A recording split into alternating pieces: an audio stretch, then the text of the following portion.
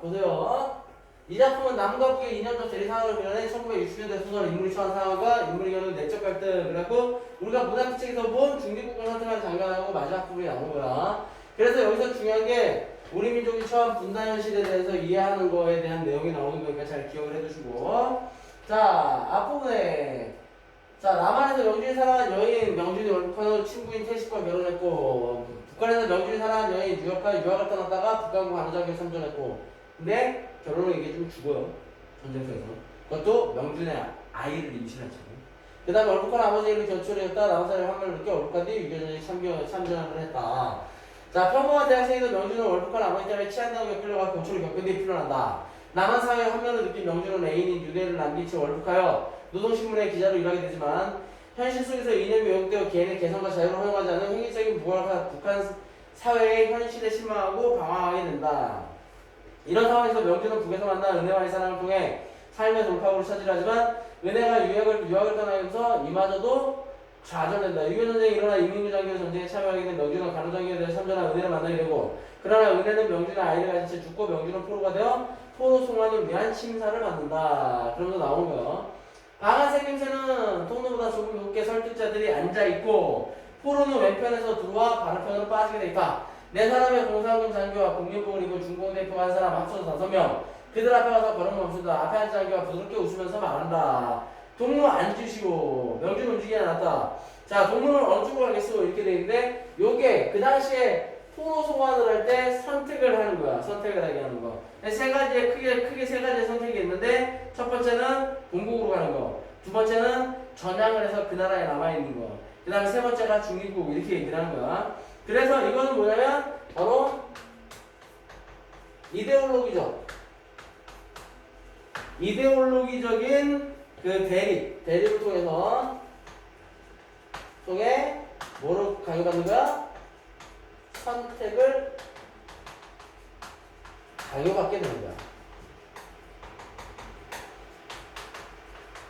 그러면서 중립국, 대번에 다른 말도 필요 없이 중립국을 얘기를 하잖아. 그치? 그래서 중립주의를 방침으로 나는데 이게 그 명준이가 얘기하는 답이야. 그들은 서로 쳐다본다. 앉으라고 하던 장교가 유명을 태우고 이를 바싹 내밀어서 말한다. 동료, 중립국도 마찬가지고 자본주의는 알아요. 군주님과 범죄가 우글대는 낯선 곳에서 어쩌자는 거요. 이렇게 돼 있는데, 자, 여기서 얘네들이 말 그대로 명준을 설득하기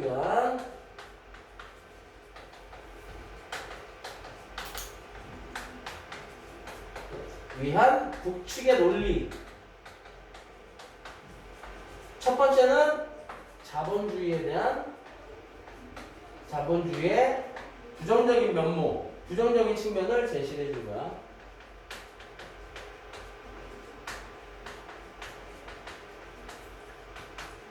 자, 그러면서 그런데도 명준은 다시 중립국. 다시 한번 생각하시오. 돌이킬 수 없는 중대한 결정이란 말이오. 자라서는 권리를 왜 포기하는 거요?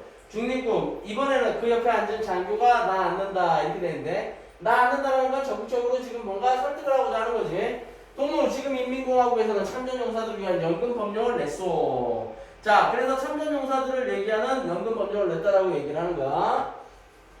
동무는 누구보다도 먼저 일터를 가지게 될 것이며 인민의 영웅으로 존경을 받을 것이오. 전체 인민은 동무가 돌아오기 기다리고 있어. 고향의 추목도 동무의 개선을 반길 거요. 이렇게 얘기를 했는데, 자, 여기서는 두 번째. 명준을 설득하기 위한 논리, 북측의 논리 두 번째. 북측의 논리 두 번째는 뭐야? 바로 북한에서 누릴 수 있는 혜택을 제시해 주는 거야.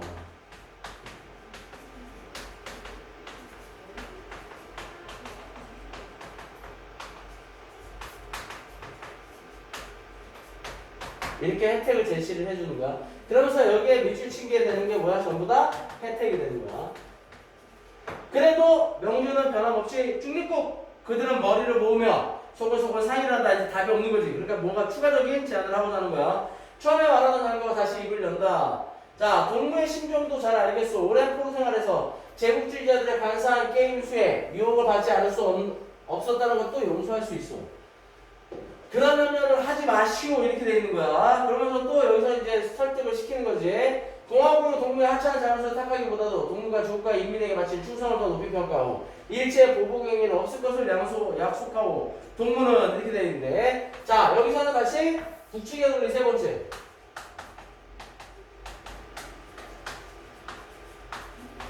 북측의 논리 세 번째로 얘기를 하게 되는 건 뭐냐 말 그대로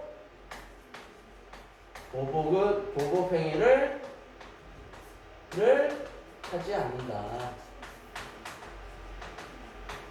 이렇게 얘기하는 거야. 그런데도 불구하고 중립국 이렇게 얘기하는 거야. 그러니까 중국 대표가 날가롭게 뭐라 외쳤다. 설득하는 장면을 중요에 찬 눈초리로 명주를 놀아보면서 내뱉었다. 적대적으로 변하는 거지 이제. 쉽게 얘기하면 설득에 실패하게 되다 보니까 설득에 실패하고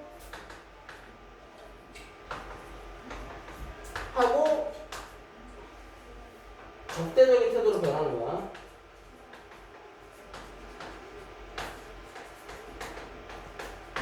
그러면서 놀면서 내뱉었다. 좋아. 눈길을 방금 도어를 열고 들어서는 다음 프로에게로 옮겨버렸다니까 포기하는 거죠. 아까부터 그는 설득자들에게 간단한 한마디만을 대꾸하면서 지금 다른 천막에서 동시에 진행되고 있을 광경을 그려보고 있었다. 그리고 그 자신이 자리에도 자기를 세워보고 있었다. 자네는 어디 출신인가? 서울이군. 자, 설득하는 자는 앞에 서를 뒤적이면서 이번에는 저기라는 거지. 이제 남측에서 설득을 하는 거지. 중립국이라지만 막연한 얘기요. 제 나라보다 나은 데가 어디 있겠어요. 외국에 가본 사람들이 한개 같이 하는 얘기지만 밖에 나와봐야 조국이 소중하다는 걸 안다고 하잖아요. 당신이 지금 가슴에 품은 울분은 나도 압니다.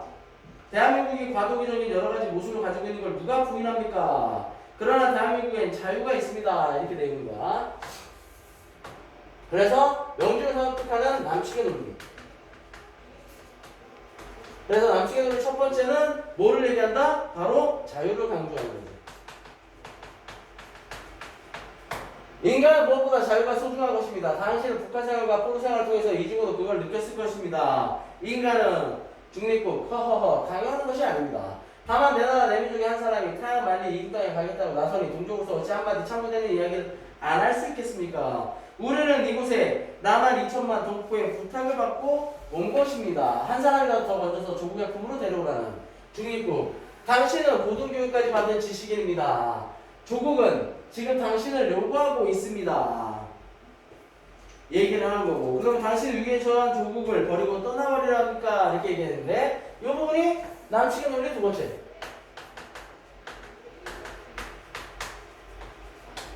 자, 남측의 논리 두 번째로 얘기하는 게 뭐냐면 바로 조국에 호소하는 거죠. 조국의 호소. 그래서 나라 사랑하는 거 그걸 가지고 얘기하는 거야. 그러면서 중립국, 그 다음에 지식인일수록 불만이 많은 법입니다. 그러나 그렇다고 제 몸을 없애버리겠습니까? 종기가 낫다고 말이죠. 그래서 여기서는 종기는 뭐냐? 바로 대한민국의 과도기적인 모습. 앞에서 얘기했던 과도기적인 모습을 얘기하는 거야. 그러니까 당신 한 사람 있는 거, 무식한 사람 열을 있는 것보다 더 큰 민족의 손실입니다. 당신한테 졌습니다. 우리 사회는 할 일이 태산 같습니다. 그래서 여기까지 그 남측의 논리 세 번째. 자, 남측의 논리 세 번째로 주장하는 게 뭐야? 말 그대로 지식인으로서의 사명을 얘기하는 거죠. 자, 그러면서 나는 당신보다 나이 약간 더 먹었다는 의미에서 친구로서 충고하고 싶습니다. 조국 앞으로 돌아와서 조국을 재건하는 일꾼이 되어주십시오. 낯선 땅에 가서 고생하느니 그쪽이 당신 개인으로서 행복이라는 걸 믿어 의심치 않습니다. 그러면서 나는 당신을 처음 봤을 때 대단히 인상이 마음에 들었습니다. 뭐 어떻게 생각하지 마십시오. 나는 동생처럼 여겨졌다는 말입니다. 제일 할 말 없으면 그런 거지. 보통 얘기할 때 이런 거 선택하다가 실패하면 야 내가 동생 같아서 생각하는데 그거 왜 나쁜 놈들 보면은 내가 자식 같아서 뭐 이런 얘기를 표현을 쓰잖아. 비겁한 거지. 그러면서 어떻게 생각하지 마시오. 나는 동생처럼 여겨졌다는 말입니다. 많이 남아오는 경우에 개인적인 조언을 제공할 여유가 있습니다. 어떻습니까? 이렇게 얘기하는데 자 여기서 얘기하는 것도 여기까지 얘기하는 부분이 남측의 논리 네 번째. 그래서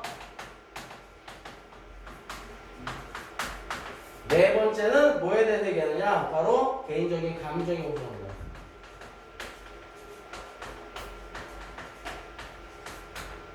알죠?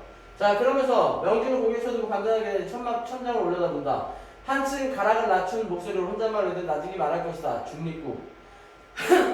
설득지 않은 손에 들었던 연필꼭지로 테이블을 툭 치면서 곁에 앉은 미고를 돌아볼 것이다. 미고는 어깨를 추스리며 눈을 찡긋하고 웃겠지. 나오는 문 앞에서 서기의 식상 위에 놓이 명부의 이름을 적고 천막을 나서자. 그는 마치 재채기 삼았던 사람처럼 몸을 멀떡 들이젖혀서 마음껏 웃음을 터뜨렸다. 이렇게 돼 있는데, 그럼 여기서 웃음을 터뜨리는 건 뭐가 되겠어? 어떤 웃음입니까? 바로 이 웃음은 실제 자신의 행동과 실제로 했던 행동, 그 다음에 실제 행동과 실제 마음과의 괴리를 얘기하는 거야. 알겠죠? 그러면서 눈물이 찔끔찔끔 번지고 침이 걸려서 캑캑거려서 그의 웃음은 멋지 않았다. 이렇게 돼 있는데, 이 부분을 통해서는 바로 또 명준의 복잡한 심리를 알 수가 있는 겁니다.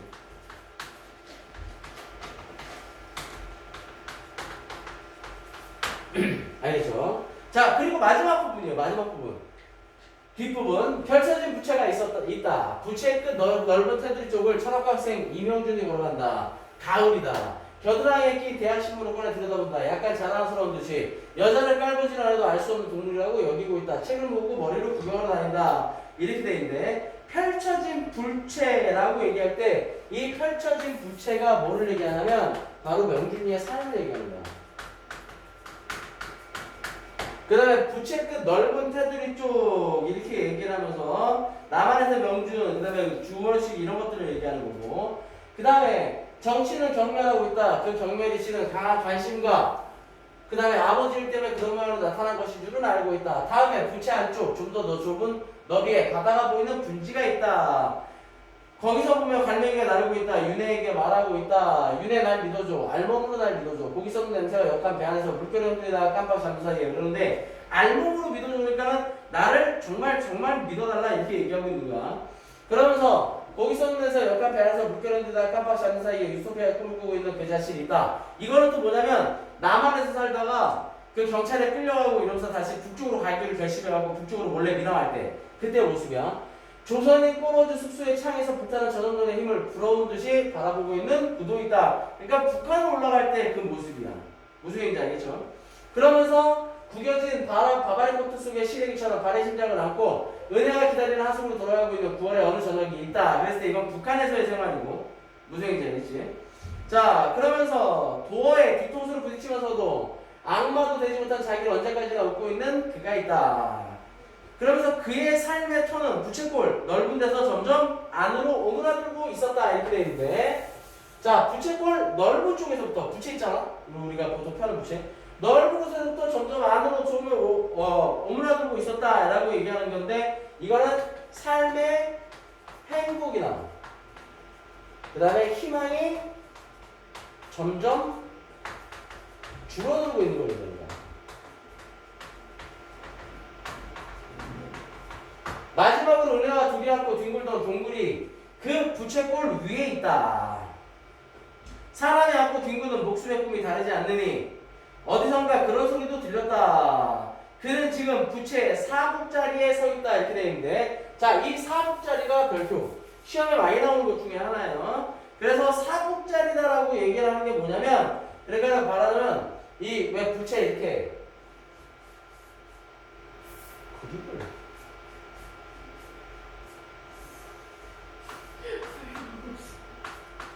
이렇게 하면 왜 여기 이렇게 접혀진 끝부분 있잖아. 이렇게 우리 부채 펼다 할 때. 요거 여기에 하는 게 사북자리야. 이게. 사북이 그거야. 그래서 거기다 이렇게 그 통에다가 이렇게 넣어갖고 얘네들 엮는 거 있잖아. 얘네들을 엮어버리는 애. 걔를 사북이라고 얘기하는 거야. 그래서 그게 들어갈 자리가 사북자리야. 무슨 얘기인지 알겠죠? 그러니까는 쉽게 얘기하면 끝자리에가 있는 거야. 그리고 사북자리라는 건 현재 명준이의 처지가 되는 거지.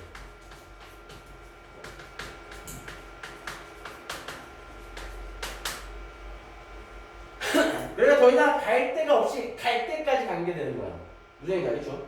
그러면서 삶의 광장은 좁아지되 못해 끝내 그의 둘 발바닥이 차지하는 넓이가 되고 말았다. 자, 이제는 모르는 나라, 아무도 자기를 알리 없는 먼 나라로 가서 전혀 새 사람이 되기 위해 이 배를 탔다. 사람은 모르는 사람들 사이에서는 자기 성격까지도 마음대로 골라다를 수도 있다고 믿는다. 그러니까 쉽게 얘기하면 자기는 완전히 새롭게 태어난다고 생각하는 거야. 성격을 골라다더니 모든 일이 잘 될 터이다. 다만 한 가지만 없었다면 그는 두 마리 새들을 방금까지 알아보지 못한 것이다. 이렇게 돼 있는데 두 마리의 새들이 중요한 건데 두 마리의 새들은 바로 은혜 뱃속에 있던 아기가 된 거죠. 무덤 속에서 몸을 푼 한 여자의 용기를 이 여자의 용기 이렇게 했을 때 이건 은혜가 된다라고 보는데 방금 태어난 아기를 한 팔로 못 얻고 다른 팔로 무덤을 깨뜨리고 하늘 높이 치솟는 여자를 마침내 그를 찾아내고야만 그들의 사랑을 이렇게 했을 때 은혜와 아기가 되겠지, 그치? 이렇게 되는 거야. 자, 돌아서서 마스트를 올려다본다 이렇게 되는데 마스트 그러니까는 그 배 가운데 서 있는 기둥 같은 거. 왜 우리가 보면 이렇게 서 있는 이렇게 배 우리 그림 그릴 때 이거 보잖아. 이렇게 해갖고 이렇게 이게 마스트라고 보면 돼. 자, 그들은 보이지 않는다. 바다를 본다. 큰 새와 꼬마 새는 바다를 향하여 미끄러지듯이 내려오고 있다는데 큰 새와 꼬마 새는 결국에 은혜와 은혜 뱃속에 있던 아기다라고 생각하면 돼. 바다를 향하여 미끄러지듯 내려오고 있다. 바다, 그녀들이 마음껏 날아다니는 광장을 명주는 처음 알아본다. 부채꼴 사부까지 뒷걸음질 그는 지금 핑그르 뒤로 돌아선다. 제정신이 든 눈에 비친 푸른 광장이 거기 있다. 이렇게 되는데 자, 푸른 광장 이렇게 얘기했을 때 이 작품에서 광장이라는 표현하고 밀실이라는 표현이 나오는데 이 광장을 보통 두 가지 광장이라고 생각하는데 남쪽에서의 광장은 서로가 서로에게 무관심한 광장이고 북쪽에서의 광장은 쉽게 얘기하면 서로가 서로를 감시하는 공간이야. 그리고 밀실은 개인적인 완전히 개인적인 감시를 받거나 개인적인 부분들을 하는 그런 공간이 되는 거고 그래서 이런 부분이 나오는데 얘가 하는 푸른 광장, 제정신 든 눈에 비친 푸른 광장은 바로 명준이 꿈꾸던 세상이라고 봅니다. 명준이 꿈꾸던 세상. 자기가 무엇에 홀려있음을 깨닫는다. 그 넉넉한 백길에 여태껏 알아보지 못하고 숨바꼭질하고 피하려 하고 총으로 쏘려고까지 하는 일을 생각하면 무엇에 씌었던 게 틀림없다. 그러니까는 그걸 완전히 어떻게 하는 거야? 처음에는 여태껏 알아보지 못하고 숨바꼭질하고 피하려 총으로 쏘려고 했다. 감시자로 생각하는 거야. 그런데 이제는 뭔가를 깨닫는다 이렇게 돼 있잖아. 가족이었다라는 걸 깨닫게 되는 거야. 그러니까 스스로 그렇게 인식을 하는 거지. 쉽게 얘기하면. 그러면서 큰 새, 작은 새는 좋아서 미친 듯이 물속에 가라앉아 탁 스치고 지나가는가 하면 되돌아오면서 그렇다고 한다. 무덤을 이기고 온 못 잊을 고운 각시들이 손짓해 부른다. 내 따라 비로소 마음이 놓인다. 옛날 어느 벌판에서 겪은 신내림이 문득 떠오른다. 그러자 언젠가 전에 이렇게 이 배를 타고 가다가 그 벌판은 지금처럼 떠올린 일이 그리고 딸을 부르던 일이 이렇게 마음 놓이던 일이 떠올랐다. 거울 속에 비친 남자는 활짝 웃고 있었다라고 얘기하는 거고 자 그래서 죽을 마음을 먹는 거야. 그래서 자살하는 걸로 나와. 그냥 물에 뛰어드는 장면은 없어도. 밤중 선장은 문을 두드리는 소리에 잠자리에서 몸을 일으켰다. 얼른 손목에 찬 야광 시계를 보았다. 마카오에 넣자면 아직 일렀다. 무슨 일이야? 석방장한 사람 행방불명이 됐습니다. 지금 같은 방에 있는 사람 신고해 와서 인원을 파악했습니다만 배 안에는 보이지 않습니다. 선장은 계단을 내려가면서 물었다. 누구야? 없다는 게 미스터 리말입니다. 그러니까는 죽은 걸 얘기하는 거지. 이튿날 탑으로 오는 흰 페인트로 말쑥하게 칠한 상추톤에 몸을 떨면서 한 사람의 손님을 잃어버린 채 물체처럼 빼곡히 들어탄 남쪽 바다에 훈 김을 헤치며 미끄러져 간다. 흰 바다새들의 그림자를 보이지 않는다. 마스트에도 그 언저리 바다에도 아마 마카오에서 다른 데로 가버린 모양이다 라고 얘기를 하면서 앞으로 나아가는 게 되는 거야. 그래서 명준이 이제 중립국을 선택을 하고 이런 장면들이 나오는데 그러니까 어떤 이데올로기 사이에서 희생된 인물이라고 보면 돼. 그러면서 그것들을 상징하는 게 중립국이 되는 거고 그 다음에 이제 이데올로기에서 시달리다가 결국에 벗어나고 자신이 마지막 최후의 공간을 선택을 하는 게 바다잖아. 그러니까 말 그대로 참된 광장이다라고 생각하게 되는 거지. 무슨 얘기인지 알겠죠? 그래서 이 작품 속에서는 남한과 북한의 정치 현실을 모두 다 쉽게 얘기하면 모두각이라고 보시면 돼요. 모두각이. 알겠죠? 자, 그래서 북측의 논리하고 남측의 논리 아까 우리 제시한 게 있었죠. 그 다음에 여기서 이제 중요한 건 저것들 잘 보면 되는데 부채와 사부짜리예요. 그래서 부채라는 건 뭐냐면 명준의 삶의 전체를 부채라고 얘기하는 거고 사부짜리가 이 부분인데 이 글이 괜히 그렇다 이거 있는 거예요. 근데 사분짜리라는 거 얘기할 때는 뭐냐면 명준의 현재 시절이 더 이상 어디로 갈 수 없는, 물러설 수 없는 삶의 극한에 빠져들게 되는 걸 얘기하게 되는 거야. 무슨 얘기인지 알겠죠?